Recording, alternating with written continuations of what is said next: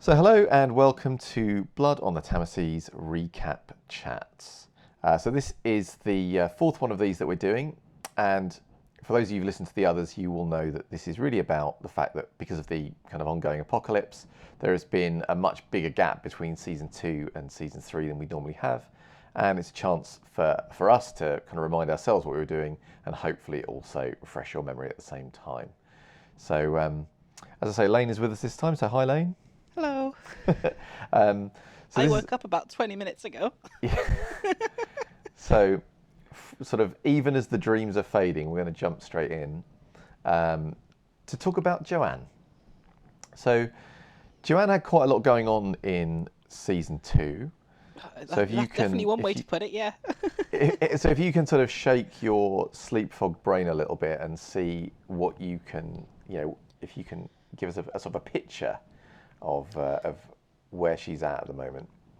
Well, where she's at the moment, the main thing that just happened was that her plan that she'd been putting into for basically since the start of the end of season 1 has come to fruition. The prince is dead, and her air quotes ally is essentially taking the throne. And as a result, she's a little unsure of what to do next. Like, this is something she's been working towards, and it was a cause she was kind of prepared to die again for, and she's not really sure what's going to happen from now. So she's just going with the flow for now. She's got a few more plans, but So before we get on to the more plans, there's obviously a few things. So as you say, there's the whole hurrah, Drogo is gone, which is one of the things that that she was very keen on.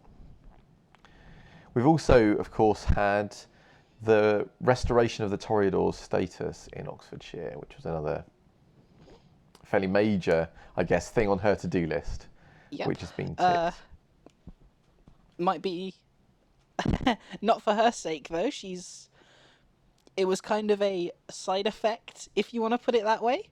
Like, if the Toreador got redeemed, okay, yeah, that's fine, that's all good. But it was sort of, if this is happening, it's going to be happening as a result of what I did, not for the reason I did it. If that makes sense. Well, I don't know. I've been up longer than you, but let me just see if it does. So, are you are you saying that it wasn't about the fact that she wanted to help the Toreador, more that she just wanted to have an impact on the city? Essentially, yeah. It was less like you said. It's less and more. She wanted to help the Toreador. More of a, well, to be quite blunt with it, that boon from Serenolf was some big eyes on the prize sort of thing. Aha. So yes, of course. And this is another good thing to note, of course, is that because you helped Alistair, he has transferred the major boon that he has over Sir Enolf into Joanne's care. So she can now, of course, make some use of that should she wish to in the future. Yeah, and that's one thing she's going to be doing fairly quickly in season 3.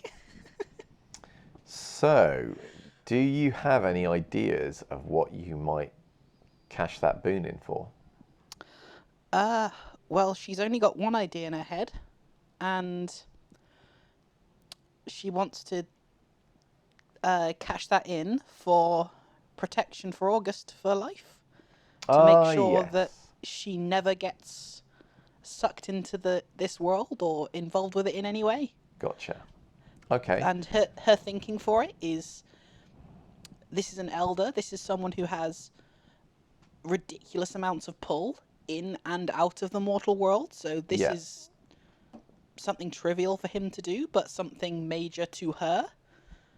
Yeah, and obviously the fact that it is for life is where the major bit would come in theory. But yes, Yeah. it's not a big thing for him to have to worry about. It's a fairly trivial, as you say, thing for him to do. So Yep. cool.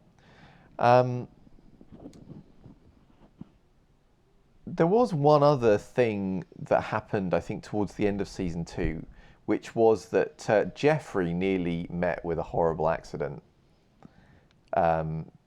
but didn't. He lived Yeah. through another night. So one of the things I was wondering about in season 3 is, should we be worried or delighted for what might happen to Jeffrey? Well, it depends, because now that Joanne has, for want of a better term, achieved her goals and is now looking for new goals, she's going to start being a bit more reckless, I think. More reckless, excellent. More reckless, because before a lot of it was under the radar, but now she knows in heavy air quotes that she's got allies and that she's helped Helena so well that hopefully it'll get recognised and she might have a little bit of sway and pull, and one or two people might go missing. Interesting. Okay. So obviously we know that Jeffrey is in the firing line as a potential person that might go missing. Is there anyone else that, and you may not want to say, you may want to keep it under your hat, but is there anyone else that might be on Joanne's shitty list? Oh, there's a few crosshairs going on that, again, some people might just disappear if they're not of sufficient ranking, shall we say? Can you give us a name or a clue? A clue? Well, oh, that's a good one. I'm going to see if I can make this a little bit cryptic. Okay.